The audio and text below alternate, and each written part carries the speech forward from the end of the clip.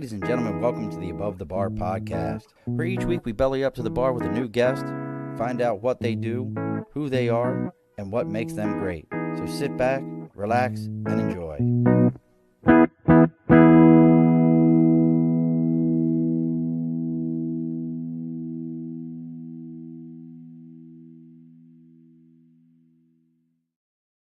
Alrighty, folks, welcome back to the Above the Bar podcast. It's your host, Shawn, and guess what? It is double the Shawn, double the fun, and both of us know how to spell our name as Shawan and not Seen. And the crazier part is I can't play music. He can play music. We're like the yin and the yang today. I don't have a hat on. He has a hat on. I have a beard. He doesn't have a beard. This is an entire thing. The universe could end at any moment. So joining us, he's not there now. I'm not going to say where he's at, but he is on the left coast, and we salvage him for that. But he is in one of the two states that I haven't been to. So joining us from the Oregon area. That should be good. Joining us from the Oregon area, singer-songwriter Shawn Brown. Hello. What's up, brother? Dude. Happy to be here. Now that you said, I just realized you mentioned the whole Seattle thing. Yeah. You did the Seattle beanie. Do the Seattle beanie thing. Yeah. Fully. Do you have like a full head of hair underneath there though? Oh yeah. Yeah, see, that's so the Seattle beanie thing. Like you wear the beanie everywhere you go, but you still have the full head of hair. Yeah. Oh yeah. Well, it's legitimately cold where I'm at, so I'm at the very least it's like coming by it honestly today. Gotcha. Yeah, we had a little bit of snow here where I'm at yesterday in the up in the Albany region, but we'll get into all that and your weather forecast here at any moment. What's up, Chad? Already joining us. Folks, go follow Chad. He talks comic books. I talk comic books. He's amazing. Chad, check out my background. I finally put these things up. Look at what that is. That is first appearance of Ultron, Death of Elektra, and just an amazing Walking Dead cover. Oh, Cody's already joining us. Hi, friends. Big hugs and grateful hearts that you're in my life. Cody, you are amazing. We'll talk about getting the elephants to hook up. You can put that on there again. It's a whole thing, Shawn. Like okay, 8-year drought for elephants that need to hook up in the Serengeti somewhere. Noted.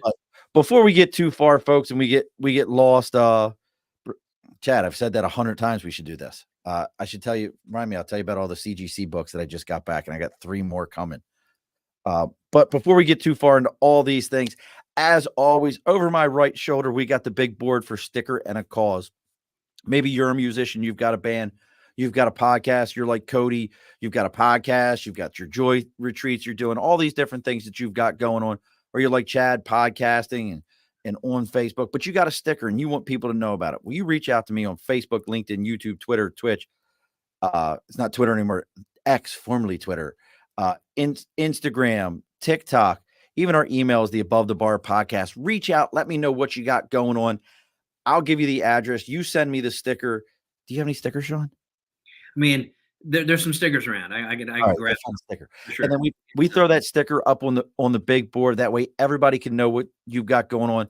It doesn't cost you anything other than a stamp and a moment of your time to send me an email. So again, folks, that's Sticker and a Cause. And I've never mentioned this, but eventually I'd like to get this thing so full that once it's completely full, maybe we'll auction it off for charity or something like that. Maybe we'll have to think about that. Also, folks, look, now Chad, Shawn, we were talking about this a little bit earlier. You're out there. It's a little cold where you're at. Do you have drafty windows? I mean, they could use some love. They could use a little TLC. Yeah. Well, look, I actually know the folks who own budget blinds of the Oregon coast, and this is a definite one for you. Crazy Aunt Rose joining us. This is a good one for Clay there, Aunt Rose. We're talking music, but we have the folks out there, Budget Blinds of East Greenbush and Budget Blinds of Hudson and Coxsackie, New York. They're getting ready to start their next big sale for the month of December. It's going to be 30% off of all motorization. And if you're looking for something that's pretty impressive, is when you can sit there during the holidays or post holidays and you know you got that hangover, it's all hitting you and you can hit that button and just close that window. You don't even have to get up for it, and it just closes for you. And I asked about Shawn and insulation.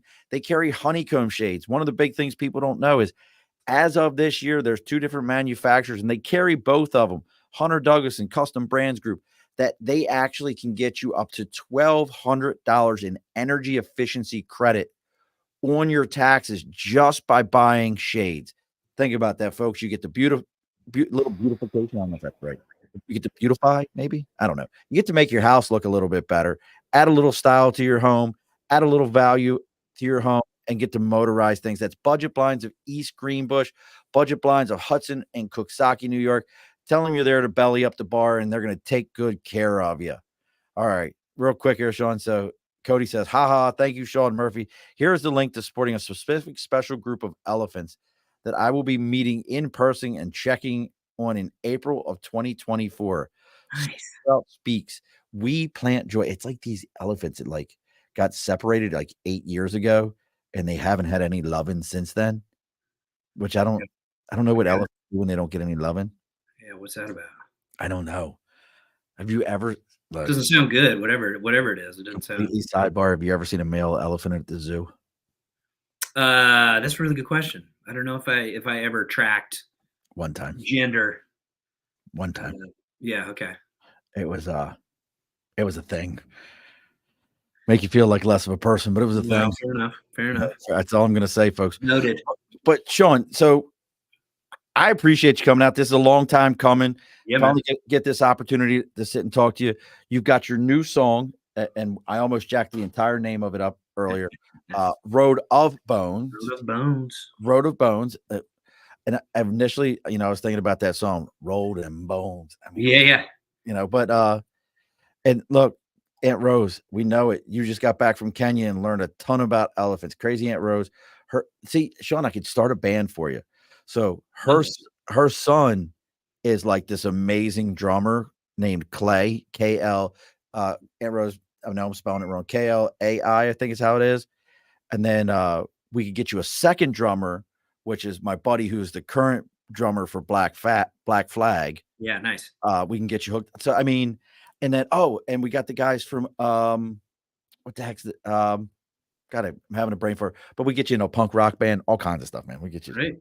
But you don't need any of that because you've got your own song out. So let's play the song. I want to get into like how, like your writing process, how you got into music, and all those things. But folks, the debut on this show. It's not the debut anywhere, but it's the debut here. Shawn Brown's Road of Bones. Dressing up, feeling dumb. I hope this don't last all night long. You ain't looking over here. I thought it was such a good idea heading down to the punk rock show, and now we're just bad radio. Don't you know I'm reaching out? The world gone crazy, don't read my mind. Shawn, I jammed to it about 5 times the first time I heard the song. And I have to tell you, now I don't know, I'm curious who people, we all do this for whatever the reason is. You sound really like, and very much like, but you know what it reminded me of? A very Train vibe. Yeah. Do you get that often, or? Yeah.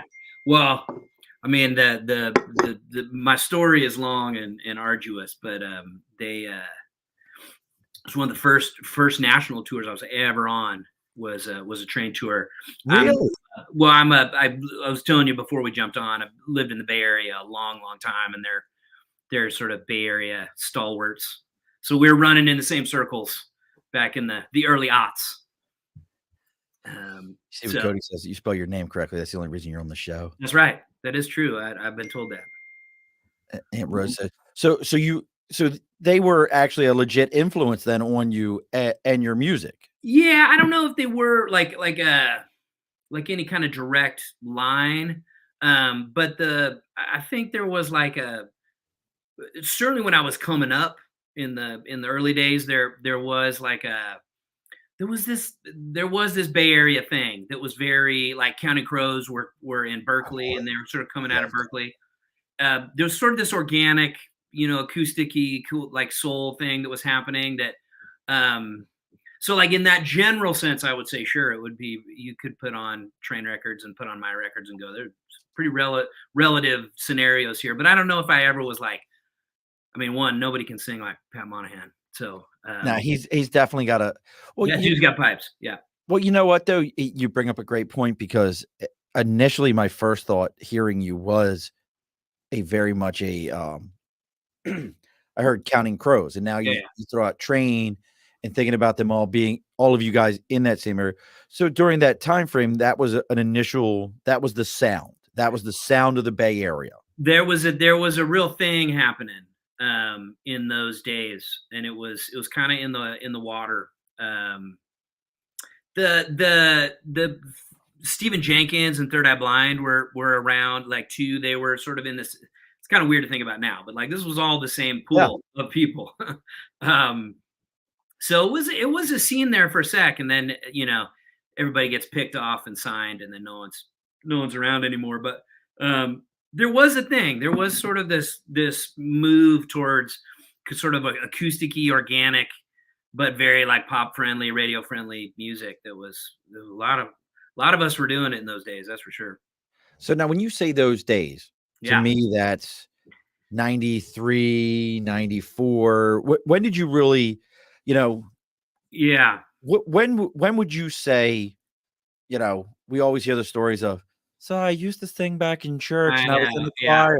I've always had a voice. But really, when would you say, like, you were kind of like, 9 to 5 is not going to cut it. Yeah. This is who I am. Yeah. I was signed the first time in the year 2000. Okay.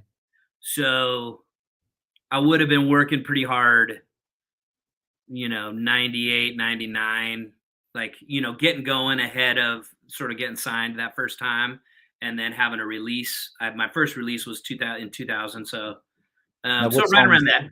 Yeah. What was the first song that was released? Oh, the very first one was a song called Get in Line. And it was off my very first release was called the Bootney Lee EP. You cannot find it anywhere. It's not streaming. It might be on YouTube. I haven't looked, because it was and it was always this running joke that we had, because I never expected to get signed, but I had this bet with my buddies that, like, if I ever did, I'm going to call it the Bootney Lee EP, and no one's going to know what I'm talking about. Yeah, no, because I have no idea what that is. But it sounds good. So I'm relatively sure it's on Dr. Dre The Chronic. Do you remember Dr. Dre The Chronic? There's the skits. There's like the skits in between. Yeah, absolutely. And then it is like there's the one about the swap meet. Yes. And Bootney Lee Farnsworth is like name checked in the skit. Like, and it always just like, so it became like a running joke with a bunch of buddies. Just anyway, that like name, just, I don't know why it's stuck in our head. That's so great. But you know what, you bring up a great point, that we come from a generation of music where you might have been listening growing up to Counting Crows, Nirvana, Dre and the Chronic, Eazy-E, straight out, you know, or NWA, Straight Outta Compton. Those were probably all in your car at the exact same time. Yeah. There was no like, I'm Swifty, I'm a we didn't have that. We just were like, dude, that shit sounds cool. What was the guys? I mean, we just heard it all, and we just kind of ate it all up. Yeah. Well, it was a different thing too. One, you know, this is like one of those like pivots where we go down this road and we go forever. But you know, there is something to be said about kind of the meta, like the sort of meta general verse that like everyone was living in the one thing, right? Like you listen to the same handful of radio stations, you watch the same TV shows because there's 4 channels. Whatever was on MTV was like the thing that everybody knew, and that was it. That was like your main video, consuming, and so, you know, that was the norm then for us would have been like, well, whatever, I don't know, Snoop Dogg's coming on after Nirvana, which is coming on after the Pixies, which is coming on after the Replacements, which is coming on after Genesis. I mean, you know, it was nuts back then, you know. like you, and it was just normal for us. You had to discover we had to discover music. That was the best part. You went to, for me being in Baltimore, you went to Soundgarden, Yeah, or you yeah, went to Record and Tape Trader, yeah. were the 2 locations in Baltimore, and you had to physically go there, You go and dig. they would have a CD or something sitting at the counter that said new music release, Yeah, or you had to go, hey, like the true music geek, the guy who was like, let me explain this to you. Do you not yeah, understand? yeah. Like, and That that dude always knew what he was talking about too. By the way, knew it all. that And guy they always nailed it. Yeah, and yeah, they would tell you to go listen to them. But what's happening on this Black Friday? Well, record store day. It's Record For Store sure. Day. Yeah. Just curious, and not putting you on the spot. You going to be playing anywhere? You going anywhere? You got a spot No, for that? no. We decided not to do anything for the whole holidays. I have one big show in Portland left on the 3rd, but that's like the last playing. But I'm thinking about going and getting in line. I mean, let's roast it. Like, my wife asked me what I wanted for Christmas, and I wanted an old school, stack stereo system. Oh yeah, I miss that. yeah. Me too. I'm with you. I miss loading 100 CDs into a But player dude, disc changer. and Yeah, hitting shuffle. I know, magic. It was different. Like, it wasn't like, I like Pandora. Like, I get to hear what I want to hear, but it's just not the same. Dude, the stakes were high. This is what I always say about those years, right? The stakes were high because like throwing down $14 on a CD or whatever was A gamble. a huge deal. You're like, okay, is it going to be this one or is it going to be that one? There's a huge choice. And sometimes you got it wrong. You know what I mean? Like Oh my God. sometimes you walked out of there and you threw that thing on. You're like, well, I'm stuck with it. I gotta go deep with whatever the thing was. And How that much was do you love the hidden track, though? How no, much yeah. the So hidden 90s. track, Yeah. like the 90s, like you would play that last song, and if that CD went to 16, Oh yeah. Just keep going. You're like, 17, yes. you're like, there's a fucking hidden track in there. Yeah. There's a track. I know it's in here. And sometimes it was like track 79 or whatever. Right. It's just like Nirvana was notorious for track 99. Oh yeah. Yep. Here's a real throwback for you. 9 Inch Nails. Yep. Halos. Do you remember 9 Inch Nails Halos? Yeah. That was their, they would have like, they would come out with a CD and it would only have like 2 or 3 tracks on it, like an A-side, B-side type thing, but they would call them Halos, and people would be like, did you hear 9 Inch Nails dropped a new Halo? And people would go nuts for those things. Yeah. Cody says, my dad got all his old DJ stuff and CDs in their garage. Come in over, go nuts loading the CDs. Cody, I'm telling you, those were like, It was big. It was big. Like but that's why you had to go and you had to dig and you had to listen to the dude behind the counter. Oh, he knew it. Oh yeah, that guy nailed it. And that was the gamble. Like, man, I'm about to drop it. Like, I love this one song we're playing. Yeah. One. Well, I love the whole thing. And then, but then there were some gems out there that like you would get that, because I don't think artists, like, I don't know. I'll ask this question as an artist, and we're going to get into, and look, folks, if you want to know what Shawn's got going on, it's Shawn spelled the proper way, SHAWN, brownmusic.com. You can see everything you got going on. He's got his library on there. He's got his events and things that are happening. But and we're going to get into your writing process, because I'm always curious of how writers' processes work. But what were some of, for you? Do you remember anything that like you picked up that you were like, oh my God, I got this one before anybody else knew who they were? Did you have anybody like that? Yeah. I mean, I had like the cool artsy big brother who had like cool artsy rocker friends. And we lived in Seattle. Okay. Yeah. So you're there. No, I mean, like we moved. I mean, this is the bummer. We moved in 1990 to Boise, Idaho, which is awesome. Like it was all cool, but like the timing was rough. Oh. To be fair, in middle school, my big brother was sneaking me in to the clubs. I would blow your mind with this I show. can't even imagine what the club scene. Dude, I I mean, mean, people don't people talk a lot about, it's like there's sort of this legendary thing about Seattle in the late 80s and the early 90s, but like really it was super small, and you could go in, like my brother would like kick the side door open and you'd like sneak in the show box or wherever, and you literally, it's like, well, the bill is Screaming Trees, Soundgarden, and Tad or whatever, and there's 30 people in the show, and they're all in the other bands. you But ready like for that's really what it was. It was this really small, cool thing.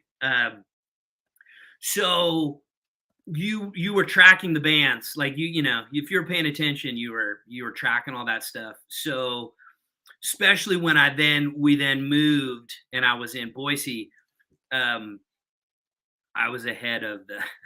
I was like you were ahead of it, of, way ahead of the curve. well, the big tidal wave that happened. It was like, no, I knew I know that guy. I knew all the bands. Yeah. Well, at least I'd seen them.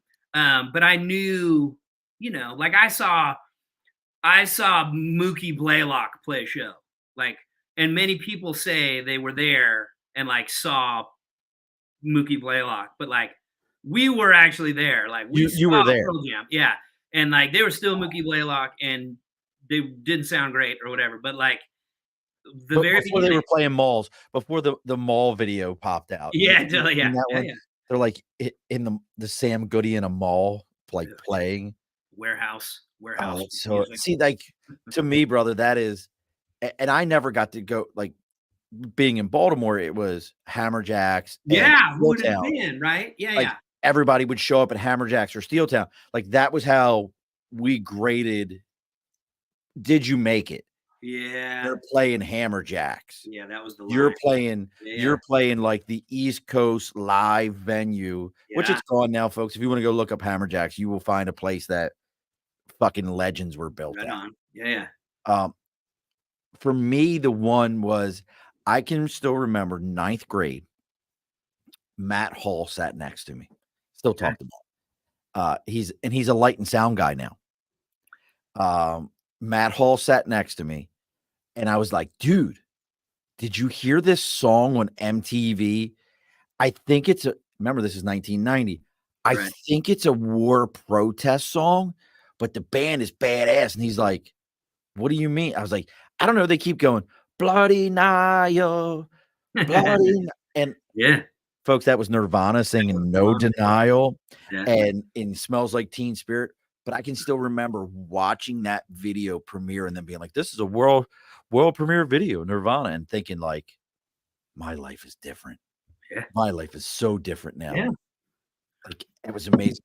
But Yeah. now, so you're in this world. You've got Yeah. sounds like you got a great brother who's Yeah. introducing you to music, letting yeah. you go like, hey man, this is our world right now. Before we know, we're gonna become potato farmers in Idaho. All I've never seen a potato field, by the way. Never. What? I've never seen one. It's not really what it's like. No. No. I mean, I'm sure they're there, but I just have never seen one. No. No. I mean, that kind of ruins things for I know, me. man. I mean, I like a potato. I like a French fry as much as the next guy. A good I russet. never Like a actually good russet. Like a good russet, like everybody. Oh yeah, totally do. Yeah. But you've got all this. So where did you like your first songs that you're writing? Yeah. And creating your process? How did you start off creating your love it? Josh says redefining Idaho stereotype. Love it. Yeah. Josh, I'm telling you, he's changing world now. That's right. But so how did you create your writing process? And do you ever look at it? And let me ask this: it's a follow up to it. Is it the same process today as it was when you started, or how did it evolve? Yeah, that's a good question. At first I just wanted so badly to do something. Like I just wanted to do music. I wasn't. I mean, my angle is always been a songwriter. And from the very beginning, it was about songs and about songwriting. And I would learn a chord a week, and then on the guitar, and then like try like, all right, I'm gonna do a new song. Like, cool. There's a whole another thing I can do because I now know another chord, and so I can integrate that into the other three that I know. So now there can be four. I just wanted to generate tunes, and that was it. That was the beginning, middle, and end of my whole process. Was just I just want to make stuff. So I think that headspace has always been the case, just as far as the way that I view whatever our potential as creative humans. Just like keep making stuff, whatever it is, just keep go. doing it. Eventually you'll get to it. Yeah. And so it was a blind stab in the dark at first.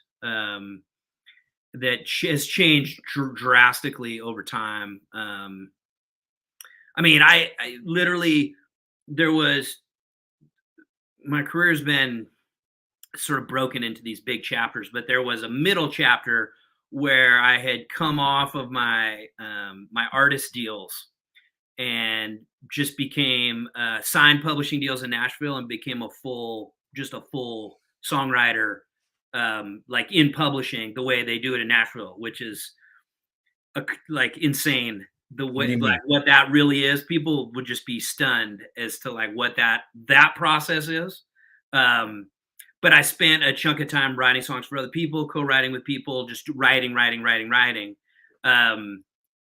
then later on, sort of circling back around to sort of my own songs and sort of being an artist again and sort of putting out records and things. But so as you can imagine, like my process has been all different things. Always was changing, and then there's a version of it that exists now that's hopefully informed by all that experience, but super different than the beginning, which was like, I don't know, I'm just trying to put some words together, and probably emulate. There's a lot of emulating, favorite songwriters or favorite artists that you're always doing that at the beginning. Like, I'm just trying to sound like so-and-so, or if I play it like this, it's kind of like so-and-so. And if I kind of copy them, or at least start off of copying them, then, maybe that can grow into something a little bit more unique. But I mean, everybody's copying somebody. Oh, look, I'm a firm believer that the last original idea was the wheel. We've all just yeah. It stopped right there. We're all just stealing shit past there. But yeah. So in that process, and it's interesting you brought up the Nashville piece, because it really, you hear it in different genres more than others, but I think that Nashville music scene has the most, and correct me if I'm wrong. Yeah. It seems that when you start to talk to people, there's more ghostwriters, there's more people that are out there doing that heavy writing for these artists that get their name out. Oh yeah. And that guy didn't do shit. No. Most of the time they're not. I mean, they're also not, it's not like people are trying to like pawn off like they did write the songs. Like it's not, that doesn't happen very often. You just don't talk about it. Fronting on that. I'm not going to tell you I wrote it. I'm just not going to tell you I didn't either. No, yeah, exactly. Yeah. I mean, unless you're Taylor Swift or somebody, it's obviously right. They're writing all around. Yep. But in Nashville specifically, it's a songwriter town, and the songwriters, you've never heard of any of them, but they've written all the things. And like, I seriously, like on the way it works there is you have a publishing deal, which is it ends up being like a 9-to-5 job. And you essentially have your time booked throughout your day, in these pockets, these co-write pockets, sort of like any other job where you're like, all right, I got an appointment. And it's a 3-hour block of co-write with so-and-so, which, to most people, that's like, all right, okay, I can kind of see that. What people don't know is on top of that, typically you are given a brief. So you're given essentially like, okay, so you and I gotta co-write. Sean and Sean are co-writing. We're gonna sit down, we got this thing. And we get a brief, and the brief is a mid-tempo song that's 3.5 minutes long that involves a truck in the summer. Go. And you're like, all right, let me think about this one. all right, well, I'm riding down the road in my favorite pickup truck. So it is so it's all formula. Like, and that's really how it's done. Really? Like, that's how it works. So it's a formula. They're giving, they typically are giving the formula to the like handful of songwriters, and the same formula, right? Right. And then what ends up happening is there's then a big pool of songs that are coming from the same prompt. It's like a prompt in creative writing class or whatever. Like, write a thing about a pond. Wow. And then though, that body of songs gets delivered to whatever label is pooling songs for whoever's album, right? So then Blake Shelton goes, all right, like then the artist team gets involved with like, okay, where's all the truck songs? Really? Or whatever. This is absolutely mind-boggling. This is that's that. So it can be highly formula, which is really impressive. Like the songwriters that make long careers just doing that are magicians. But it's like a creativity in like solving problems. Like it's like songwriting for country music is a little bit different. It's like you're moving pieces around like with a math problem, trying to figure out like, right, the truck's not here, the truck's over here, and then the beer goes here, and this like you're like which is different than like sitting down with somebody and being like, I had this thing on my mind, or this thing happened to me that I've been doing a lot of thinking about, and I think there's a song here, and we sort of start from a sort of thoughtful, emotional prompt, like just between us, right? That's not really how it's done in the kind of big ticket Nashville machine. It's a lot of formula there, and people do it really, really well, and they are, again, the other thing people don't always realize about songwriting is like, if you wrote it, you get paid. Okay, that was going to be my next question, though. So even though in those situations where you said, it's a 9 to 5, we sit down, we write, you give me the formula, and I love the idea that it's a process-driven thing, that it's we're just cranking these out as a process-driven. So you mentioned Blake Shelton, he's with Gwen Stefani. I don't know. Yeah, that's a wild one, right? It's a weird one, but fine. BANNA. It's all I can think of, and the naked drummer, because the drummer was always naked. Yeah, back to the name was Adrian something, but I just remember he was always naked. Yeah, that was his name. Yep. But so, how does, and I, getting behind the curtain here for a minute. So, Shawn Brown's song gets picked. Yep. Are you getting points off of this? It like you have to negotiate that beforehand, or is it like a set process? Like, hey, folks, you don't know what points are a percentage off. Yeah, I mean, it sort of starts the other way. It starts with like, you own all of it. Like, if you wrote it, you own it. Okay, and then there might be some negotiation that then happens where you negotiate some of your points away, like because essentially, like, you own all the points. Like, they're not anybody else's points but mine. Gotcha. If you wrote it, it's you, right? And so you are exclusively making all the money. Artist is making $0. The artist that's singing your song that you wrote, they're making $0 off the song.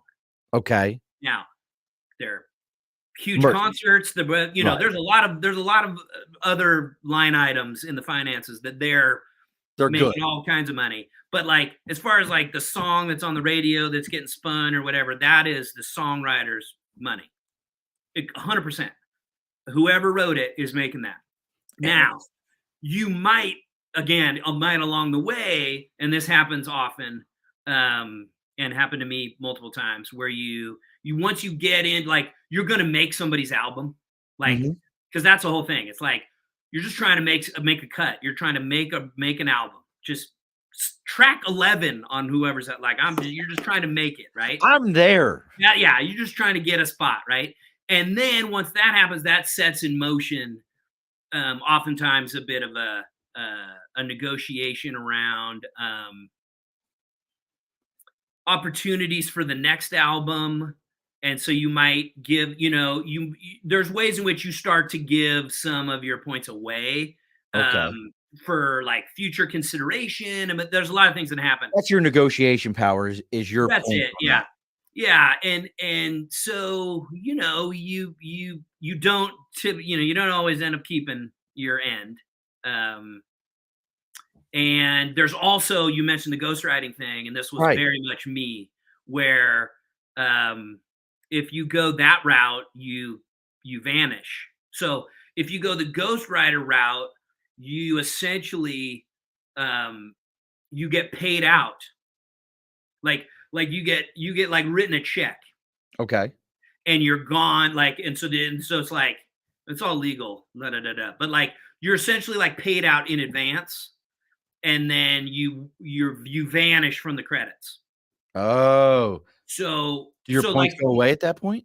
Yeah, you walk with whatever that check was, and then you're it's cool, like everybody's trying to make a living, but like then that song is a huge hit or whatever. It's like that's what the kind of stuff drives you crazy, because you're now not, you gave it all up, right? You took your money up front, and then it happens often. There's also guys that will come in, and not just guys, but I understand. Fabulous women do this. It's a general tone, folks. Yeah, everybody. We're not saying anything sexist. I refer to my daughters and my sons all in the same things. They say, "Hey, look, guys." Yeah, guys. Yeah. There's wildly talented people of all genders doing this, but you also can have this role that no one even knows about. That's like you're not even a ghostwriter, but you kind of come in and like smooth out the thing. Okay, like take the rough edges off. Like fresh ears, you come in, you're sort of kind of like what a producer does, is like been doing the whole time through the whole recording process, but you kind of come in like the 7th inning, and you like give it a fresh, like, you're the closer. Yeah, it's sort of like that. And you're like, man, I don't know. You have some new ideas. Something might stick out to you. And you kind of come in and close, and then you just try to get paid out for that. Like, that's just there's like a standard, like just a fee. That's like, more like an hourly fee. You sort of get dished on that, and you got, there's no points or anything like that if you're so there's a lot of times there's a lot of like cooks in the kitchen. I had no idea. So bringing that back to, though, Road of Bones and this new album, and I saw some of the names of people you've worked with and wrote with. I mean, incredible names. I mean, don't be afraid to name drop. I appreciate it. Don't be afraid to name drop. I appreciate it. Please send them my contact information. Yeah, for sure. So, moving into Road of Bones, you leave that whole Nashville scene. You're back on the left coast. Yeah. You're now in Keeping It Weird in Portlandia. That's right. All those things. And I've talked to some folks. They said it's not far off. Like, Portlandia is not far off. It's so great. It's great. I love it. I see. I'm that guy.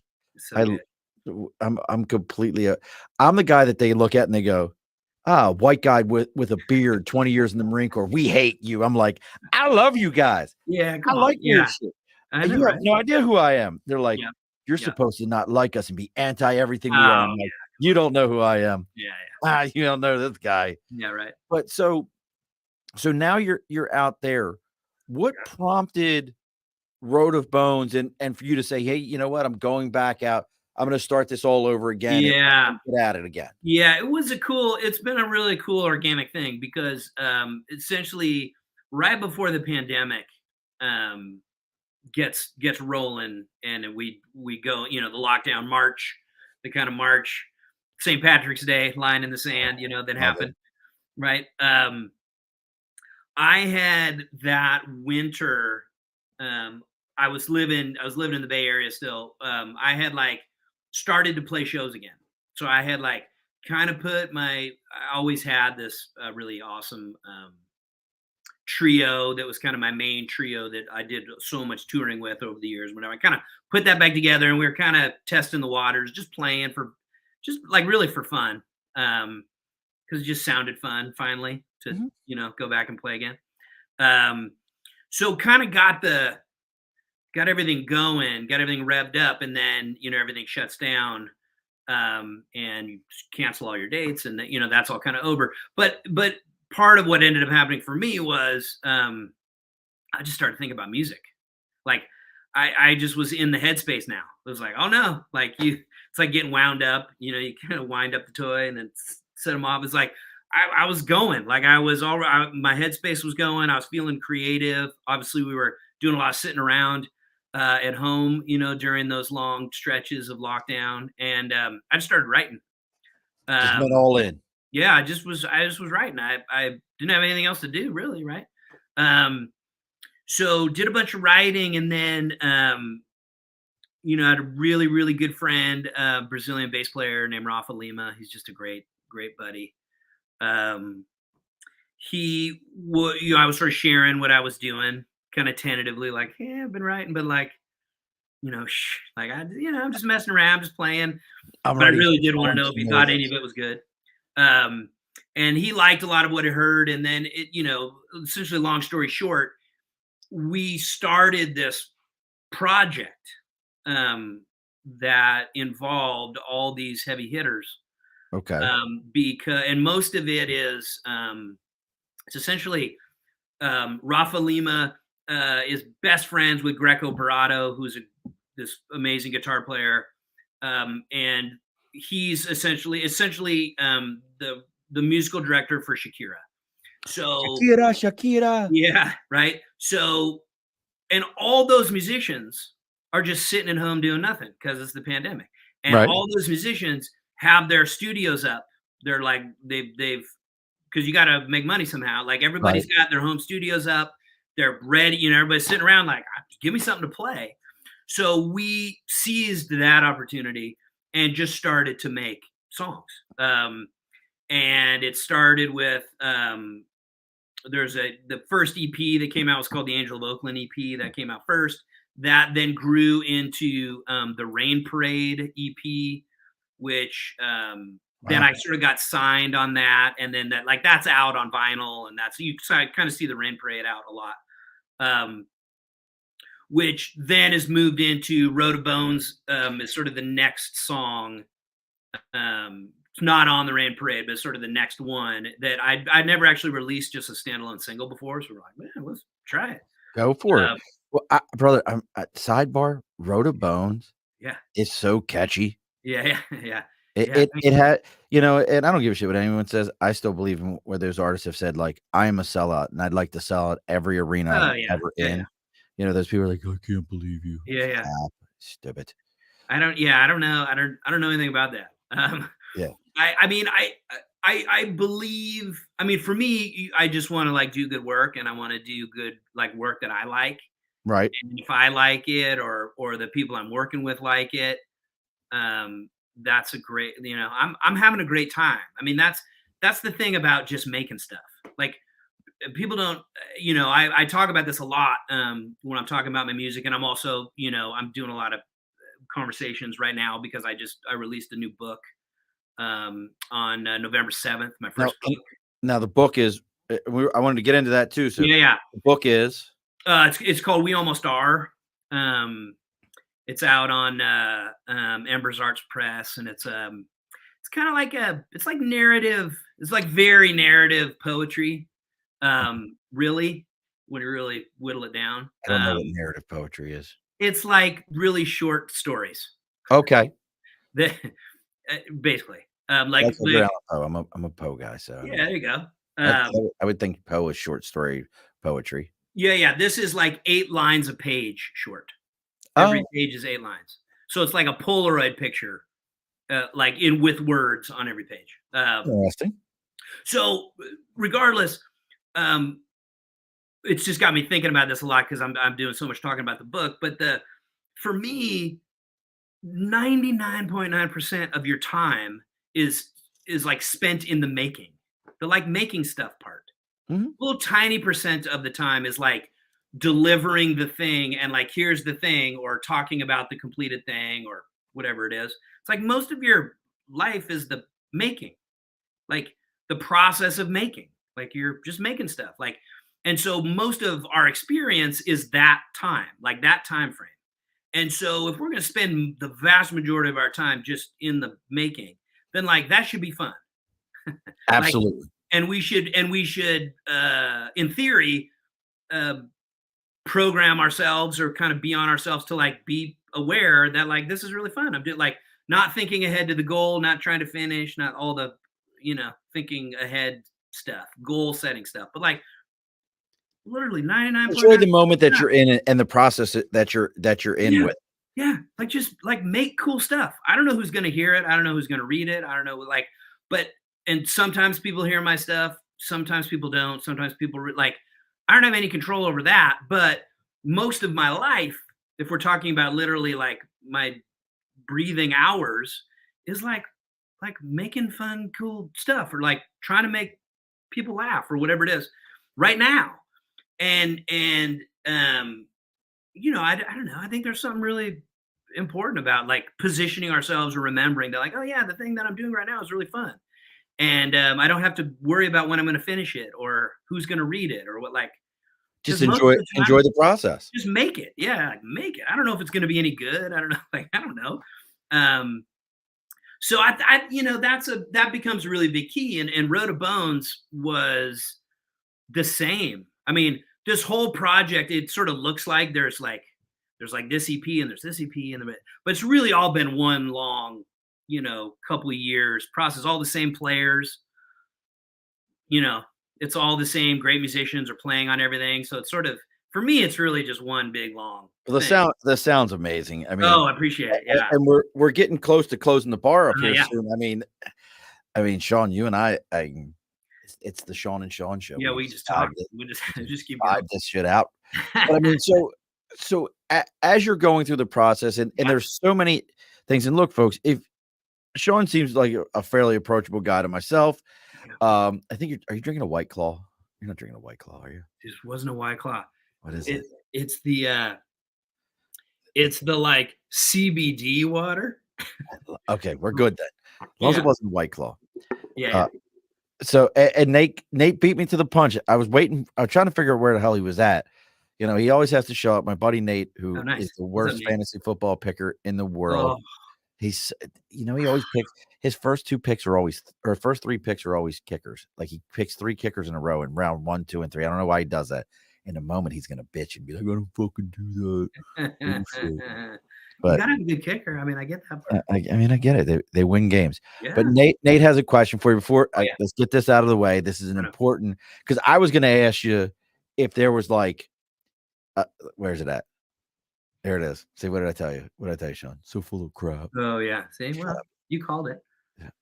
So, but Nate wants to know, do you have a celebration dish? So like you write a song or you finish a show. Yeah. Is there like, hey, I've got to go here. I've got to have this. Is there anything like that for you? No. It's typically it's there's a cigar and whiskey ritual.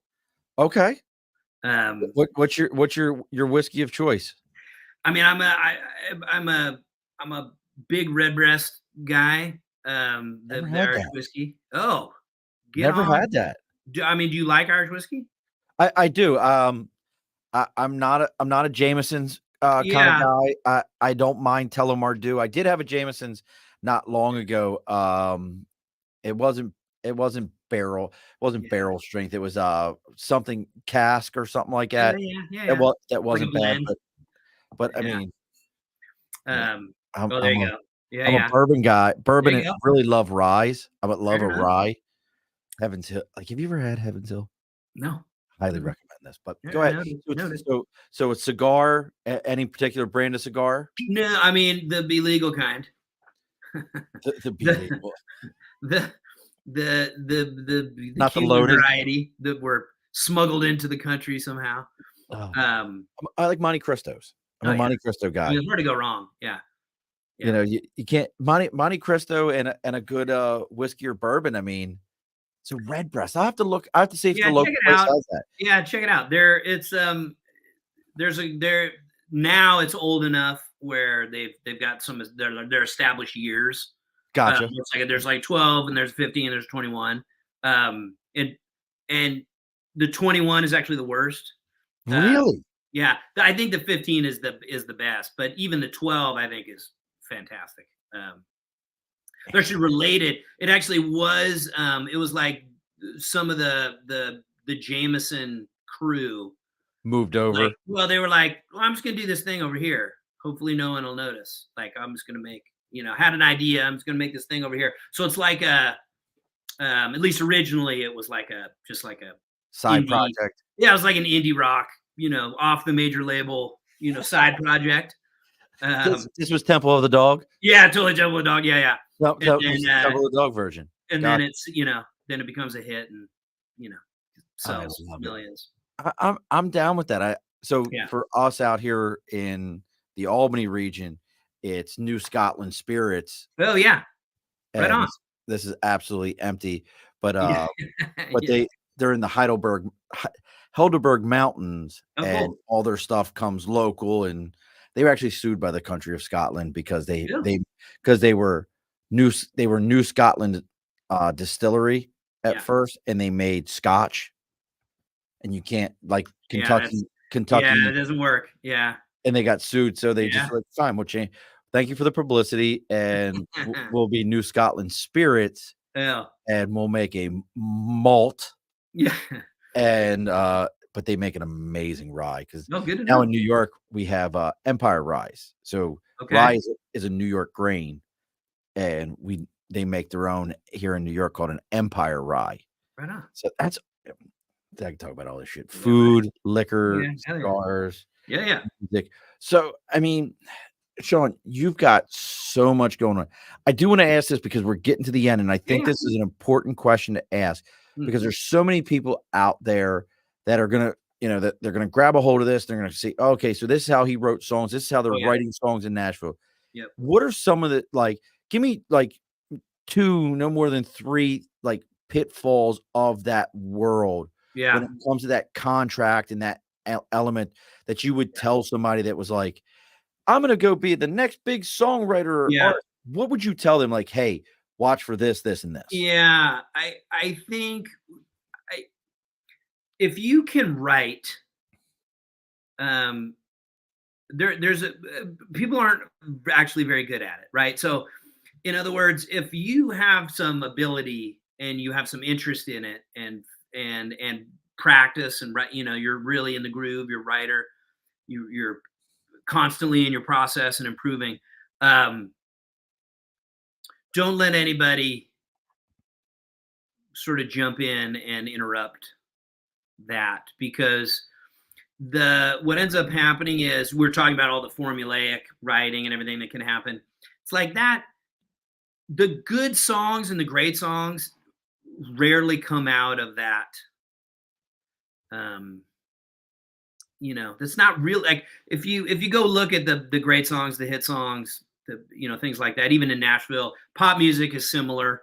It's a lot of songwriters kind of pumping out pop music too. The good songs were still the ones that the songwriters were shit-faced on Friday, sitting out the back, totally just messing around and came up with a thing. And luckily somebody could work their phone memo on their iPhone and they captured some of it. And you know what I mean? Like that's still the real way. That stuff.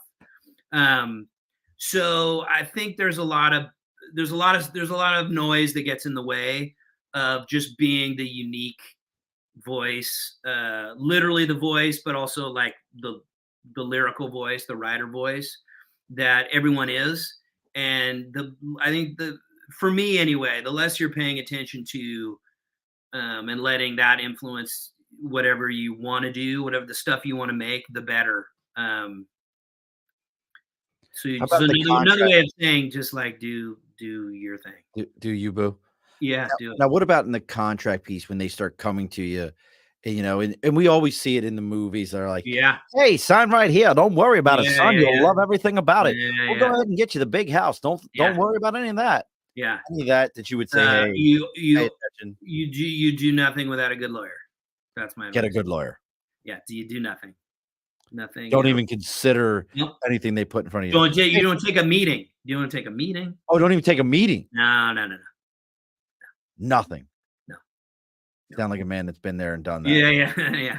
Trust me, I know. Well, Well, you just you know, yeah, you gotta handle your own end, and no one is gonna want to do that for you. In other words, so you kind of have to do your own protecting of your own thing. yeah, it makes sense though. Yeah, so that's just, and that's why so many young bands and so many young writers, are renegotiating later after having sold literally millions of copies of their record and they've not made a single dollar yet. That happens all the time, regularly, because they're just, I mean, you hear it over and over again, like, well, they had a bad deal, they got taken advantage of, and like, yes, everyone gets taken advantage of in that business. Right. That's Um, the and nature that's of the just the business norm. if you don't pay attention to what you're doing. Well, and these days it's even worse, right? Because there's no way to really make money, um, I on just learned about your that. music, right? Like your music as an entity is basically free now, right? So there's the pie, the way the pie used to get chopped up on a 15.99 CD or whatever. That's a much different financial model I than just like learned about that. free, like which What is kind of how it is now. So the deals are even worse now.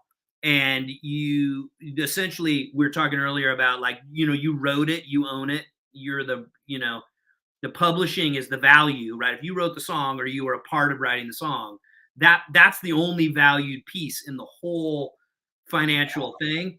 And they're going to come after that because it's That's the the money. only, like, money. Yeah.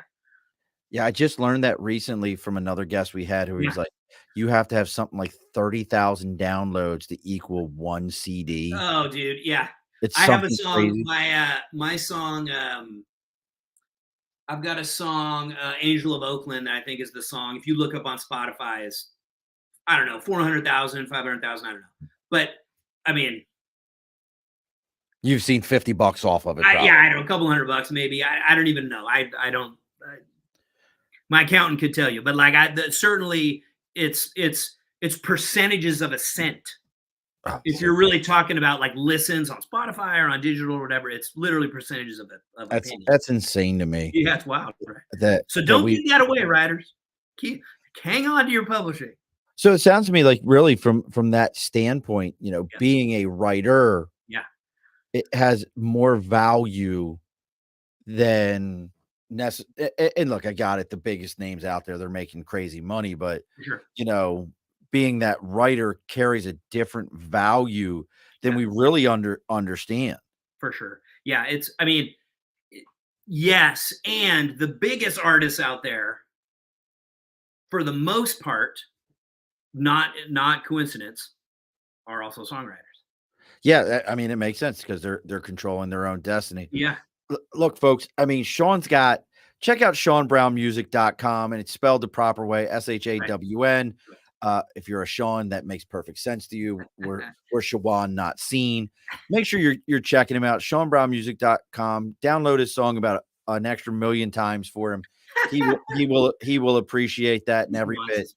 I say this every week. If you're finding me through Shawn or Shawn through Shawn or Shawn through Shawn, Mm-hmm. look at that makes life easier for me. Make sure you're taking a moment. You give us each a 5-star rating, whatever we're on. If this, go on to Apple, go on to Spotify, follow his music, follow my podcast.